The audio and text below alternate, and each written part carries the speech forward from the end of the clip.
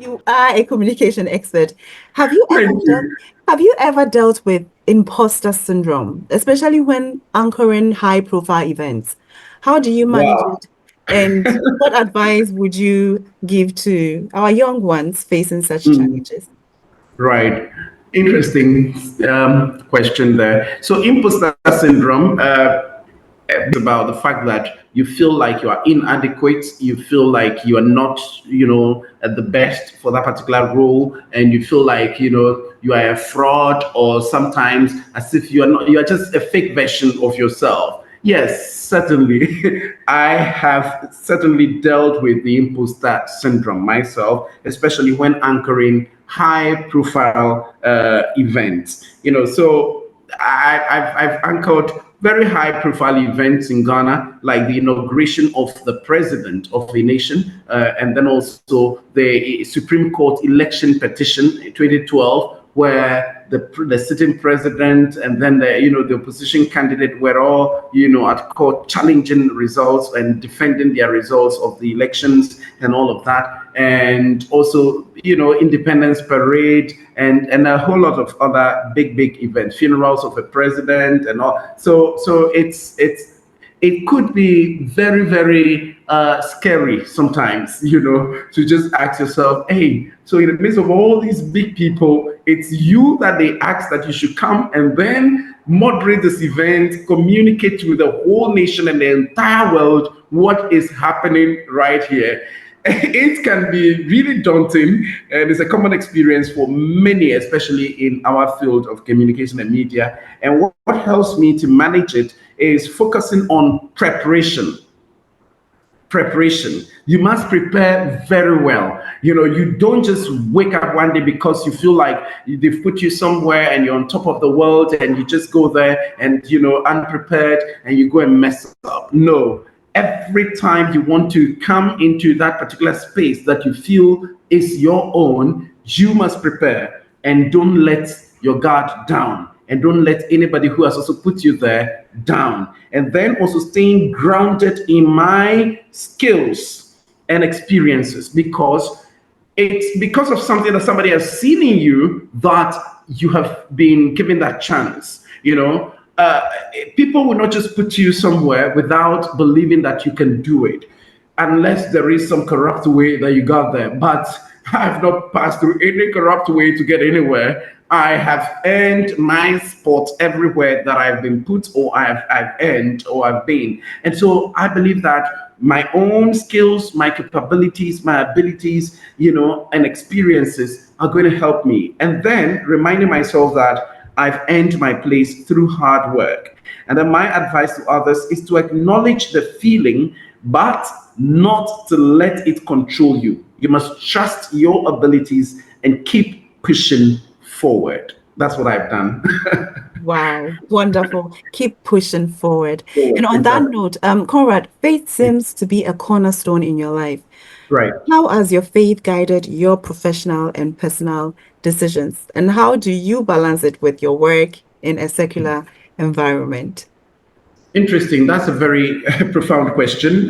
Faith, everything that I am is because I believed, first of all, and I saw it, far away, and God made it possible. Because that is how the Bible defines faith in the book of Hebrews. It says, it is the substance of things hoped for, the evidence of things not seen. So you don't see certain things, but you must hope for them. You must believe in them. You must believe that you have them. You have the substance, and you must keep pushing yourself to reach there. So don't ever feel daunted by challenges and all this mediocre thinking and average kind of thinking. No, believe that there is something that God has in store for you, and work towards it with that confidence and positivity. So faith has been a guiding force in my life, and it has influenced both my professional and personal decisions.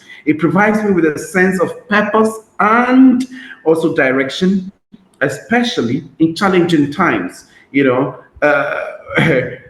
balancing faith with work in a secular environment is about living out your values with integrity and showing love and respect to others regardless of their beliefs. So I got married, and then my first child died. So I have two Okay. children right now. Oh, Yeah, yeah. I have two children now, two boys, and so I had a girl first, and the girl didn't survive. oh, So yes, at 7 months, we had to take her off. I mean, through a cesarean section, and that was crushing to my faith. As true. a young man who had just gotten Mm, married, and I was 27 years, and my wife was 22, when we got married. And so at just that tender age, she had to also go through this kind of challenge, of losing her firstborn. And so the marriage got off to a very rocky start, and mm, then the second born as well, Joel was 8 months, and we had to also take him out, and so preterm, dealing with the preterm right. baby, another wahala, Mm, and then the last born, Jason, he reached the full term, but we had to be in the cesarean section. I had to call that in theater for 3 hours. 3 hours just trying to save baby and mama, right. and so all of these things, for a young man, it was really tough managing all of these things, and then coming on TV looking all, flashy, flashy, Flashy. and smiling. Yeah, trying to smile through life. In fact, the firstborn that we lost, I was actually anchoring the State of the Nation's address by the president, yeah, Mahama at that time. And I was sitting there as I am right now, and my phone was Right. ringing, and I couldn't even pick the call because, they were calling me from the hospital just to ask me for consent, for the baby to be taken out, and I Mm, couldn't even respond. mm, And they had to do the urgent. I mean, what was wise to do.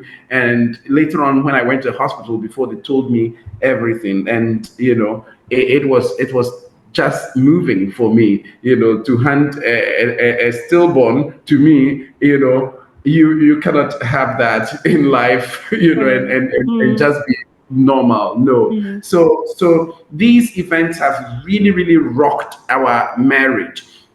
And then from there, other issues of life generally, as I said, for example, my master's, being the best graduating student for my department, for my undergrad, and then your own department did not select you to be part of those who would come for the masters, and you don't understand it. But I strongly believed that it was God, because I had prayed to God that, God, let your will be done. Should I go for masters, or should I go to the media? And God showed me the way, and I went to the media, and that was what blew me into national acclaim, and then later on, I had, my master's degree while I was working at GTV. And so, and then other events that I can not have time to enumerate. Basically, it's been life challenging. mhm, It has been really, really threatening to my faith. mm, But that is what has really shaped me as well as a man, to know that in all these things, God is supreme. He says what? For all, he said what? How do I want to quote Romans chapter 8, verse 28. He says, oh, God works, all these things, He works, towards the good of all of us who have exactly who are called according to His purpose. mhm, I've just lost the quotation because I'm becoming emotional, but basically to let you know that in all things, God works in all these things to just let you, know they that still He love is him. God. Exactly, and the purpose that He has for you would be achieved. And so faith has been a cornerstone. And so if I want to be a minister of the gospel, and I have become, is because I want to also declare to others that, hey, Life can be tough, but with God, all things are possible, and we must not lose that aspect of our life at all. Amen. Amen. Beautiful, Right, Conrad. With God, right. all things are indeed possible. Yeah. You have mentored thousands of Ish. young people across Ghana. I know it for sure. You have mentored thousands of young people across Ghana. What do you believe is the most important or critical factor in empowering the next generation to achieve their dreams? Wow. Well, empowering the next generation is a passion of mine. And I believe the most critical factor in helping young people achieve their dreams is providing them with the right guidance and opportunities. And that's what I've spent much of my time doing, providing them right guidance and then also opportunities. So I've spent so much time, with young people who and then I have so many mentorship groups, because sometimes I can't do it one by one, because there's so many, and so I put them all in a group and then start talking to them. At least you pick something from it, and then others come all the way just to want to meet you and then talk to you face to face and all of that. I have to make time for all of these people because I've seen what people can become if they have the right guidance. And I've seen what people can become when they have the right opportunities. And so I've decided to provide so many opportunities for young people, and I've seen several of them, succeed. And so I believe so much that encouraging them to believe in themselves and then also setting high standards and offering mentorship can make all the difference in their journey to success. And that's what I've been committing myself to doing. Sure, definitely, Conrad. Right. You juggle multiple roles. You are a lecturer, executive assistant, campus minister, and CEO of Conrado Groups. How do you manage your time and ensure you give your best to each responsibility? Wow, it's been challenging. Let me not I know, pretend. right? Let me not pretend that it's easy. Balancing multiple roles is certainly a challenge, but it comes down to effective time management and prioritization. And I make sure to allocate time for each responsibility, stay organized, and maintain a healthy work life balance. And it's also important to know when to delegate and to focus on quality over quantity in all that I do. So I make sure that it's not just about activities.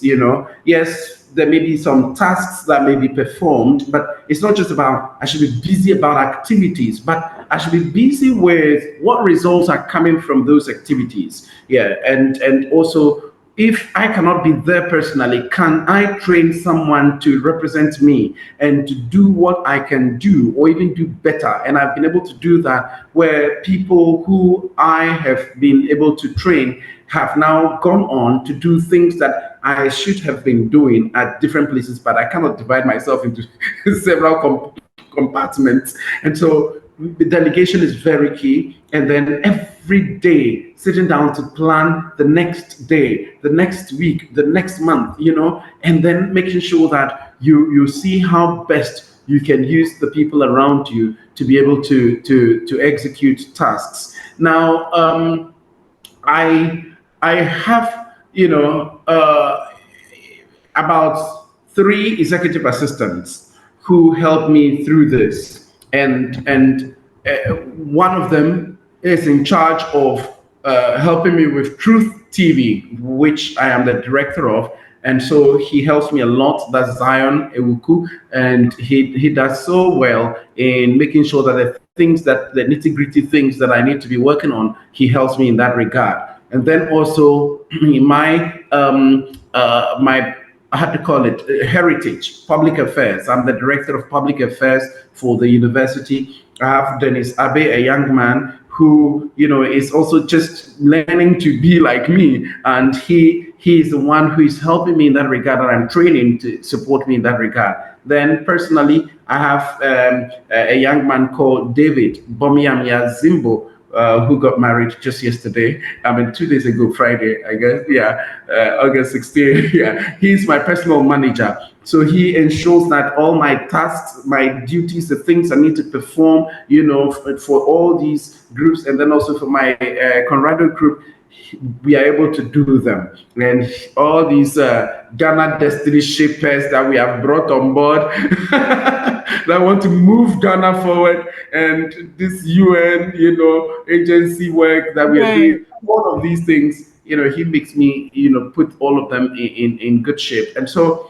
it's not just about me who has been doing these things, but it's about looking for the right people. And it's difficult to find the right people sometimes, and so you need to take time and look for them, develop them to be able to do the kind of thing that you want.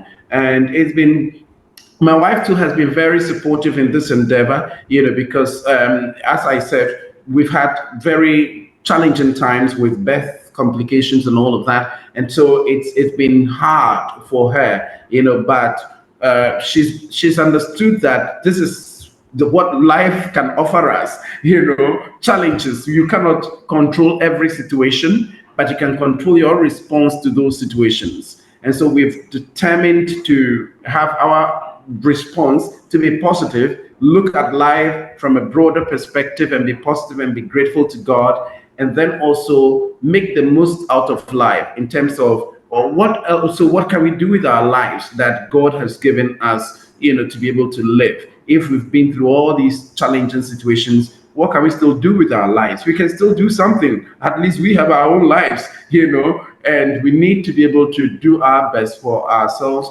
and for our two kids, and then also, for the people around us, for the church, our families, and the country at large. And so that's a big deal, but God has helped us and is still helping us.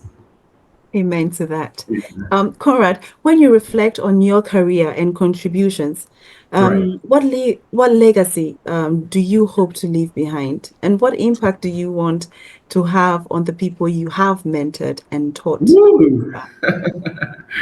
When I reflect on my career, my life, and everything, my experiences, the legacy I hope to leave is one of empowerment and positive change.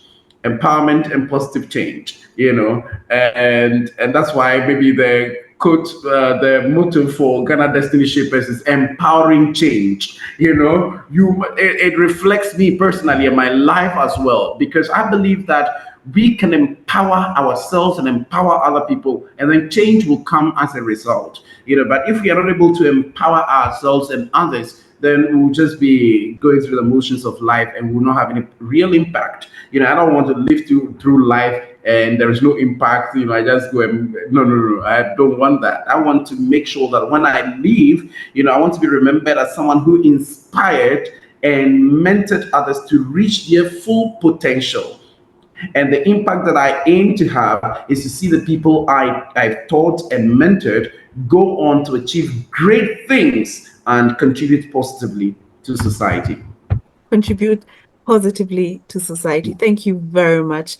And on that note, finally, as we conclude this beautiful conversation, which I really don't want us to stop or end it very soon. For those watching us, Conrad, who aspire to achieve great things, just as you have achieved and you keep on achieving, but are facing self-doubt and external challenges, what would you advise them to do? The most crucial piece of advice for those aspiring to achieve great things is to, first of all, believe in their potentials. I mean, after believing in God, you now need to believe that He has empowered you, He has given you some potentials, and you are someone who can do all things through Christ who gives you strength. Philippians 4:13. And then also, even when they're faced with self-doubt and external challenges, they should still be resilient, stay focused on their goals, and then also be persistent and surround themselves with people who support and uplift them. Don't surround yourself or be around people who are always pulling you down, always saying the negative things and bad stuff. And of course, listen to constructive criticism, but Don't always fill your mind with negativity and mediocrity and nothing is possible. You know where you're coming from and that never works. Everything there is basa. And so you too, you should be basa. No way, no way. We must rise above our challenges, rise to the occasion whenever we are called upon, and we must remember that every setback is an opportunity to learn and to grow. So keep pushing forward with determination and faith. And so we should not allow any setback should to make us, relent on ours. We must make sure that every setback should be a setup for a comeback. Let me repeat that. Every setback is a setup for a comeback. So your life, your setbacks, your challenges, and all of that, they're just setups for you to bounce back, to come back, to make it big. And so you should never give up. Keep pushing forward. I'm ending with this particular quotation by Martin Luther King Jr. that I always used to end my motivational speeches. That he says, if you cannot fly, you should run. One, If you cannot run, you should, two, walk. yeah, you should walk. Walk. And if you cannot walk, you should crawl. But whatever you do, no matter what To you be do, doing something. moving forward. That's it. Thank you very much, and God Moving bless you. forward. God bless you too. Conrad, thank you so much for agreeing to join us on Dreamweavers. I am thrilled to have you share your story and insight with our audience. And definitely your journey from overcoming early challenges to becoming a prominent figure in communication and education is incredibly inspiring. I am excited. I have been always excited to have you on this platform. And thank you for agreeing to come It's a pleasure. to this platform once again. Right. It's a pleasure. Thank you, our wonderful viewers, and God bless you all. Bye bye. Bye.